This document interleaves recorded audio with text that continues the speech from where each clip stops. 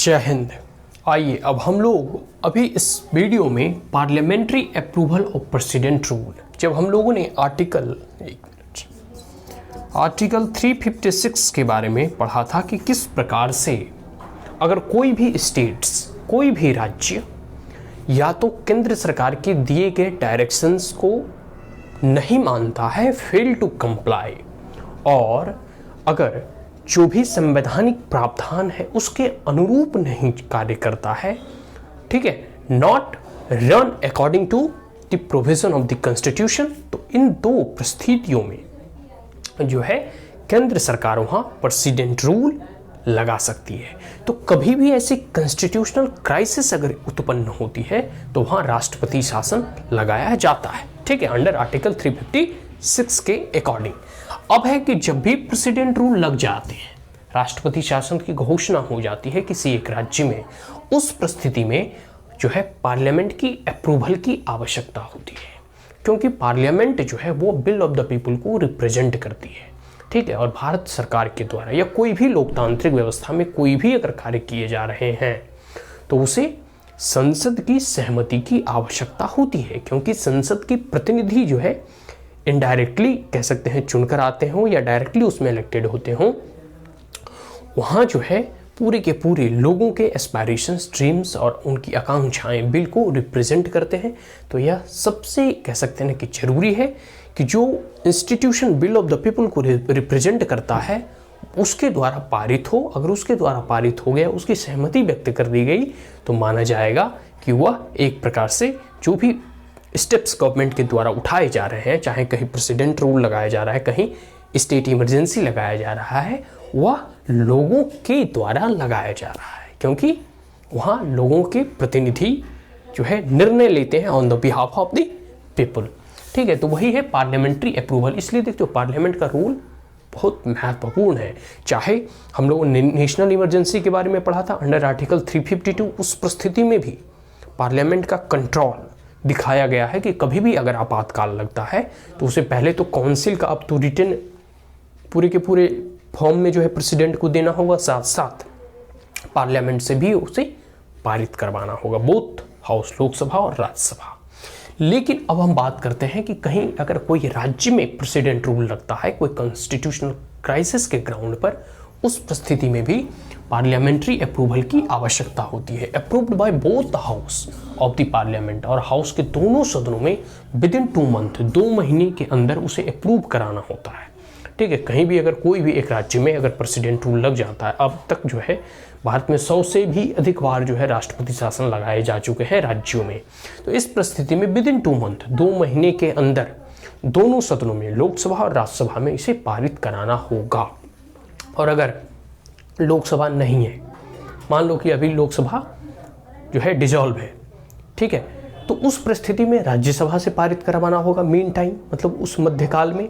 और जब भी लोकसभा नए इलेक्शंस के बाद फॉर्म होती है तो उसके फॉर्म होने के बाद जो है 1 महीने के अंदर जो है उसे पारित कराना होगा, या फिर जो भी नया सरकार चुन कर आती है वो निर्णय लेती है कि वहाँ राष्ट्रपति शासन कंटिन्यू करना है या उसे हटा देना है, ठीक है।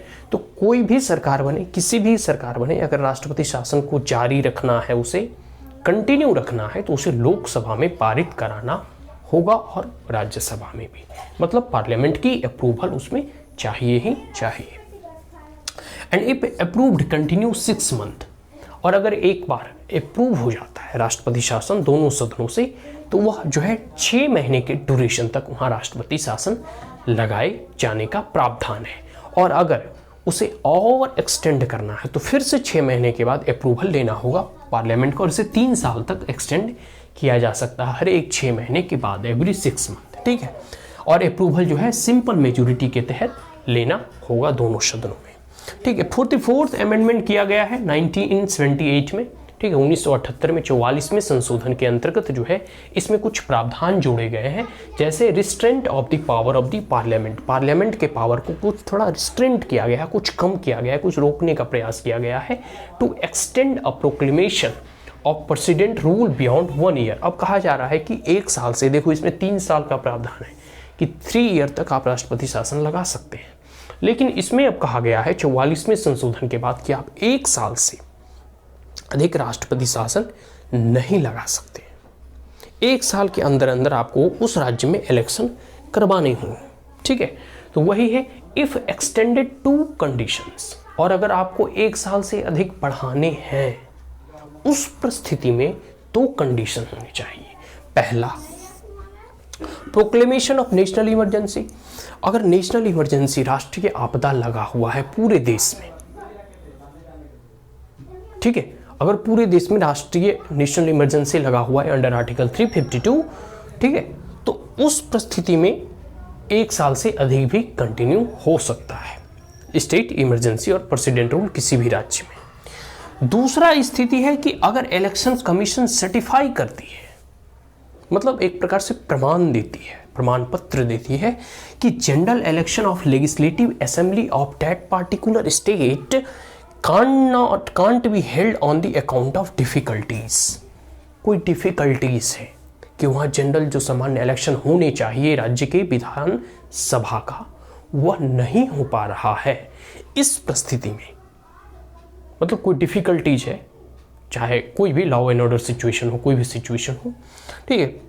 अगर चीफ इलेक्शन कमीशन या फिर पूरे के पूरे जो भी कमीशन के मेंबर होते हैं, या फिर एक प्रकार से कह सकते हैं चुनाव आयोग, अगर यह प्रमाणित करती है कि वहाँ अभी यह सामान्य परिस्थिति उत्पन्न नहीं हो पाया है जिसमें कि हम इलेक्शन को कंडक्ट करवा सके, तो ऑन दिस ग्राउंड आप 1 साल से अधिक प्रेसिडेंट रूल को कंटिन्यू कर सकते हैं। Is that clear? So parliamentary approval of president rule. और कोई भी कह सकते हैं ना कि आप सामान्य से देखोगे कि कोई भी सरकार जो है programme, scheme, rules, regulation, bill, law कुछ भी लाती है तो उसे पार्लियामेंट के द्वारा पास किया जाता है। ठीक उसी प्रकार प्रेसिडेंट रूल भी लगता है तो इसमें पार्लियामेंट की अप्रूवल ली जाती है। हालांकि इसका बहुत लोग जो है कहते हैं कि मिसयूज होता है, इसके बारे में हम लोग पढ़ेंगे कि क्यों जो है प्रेसिडेंट रूल, गवर्नर रूल जो है कंट्रोवर्शियल इन नेचर है। इसके बारे में हम लोग को भी डिटेल से एक पार्टिकुलर टॉपिक के बारे में जानेंगे। यहाँ बस यह जानते हैं कि पार्लियामेंट कंट्रोल और parliamentary approval required for the president rule in any state imposed by the center or the president. Is that clear? So that's all, and if you are the first time on my channel, then like it, share it, as well as subscribe it. Also press the bell icon, and if there were any queries, comment, suggestion, advice, you may comment in the comment box. Thank you once again. Have a great day.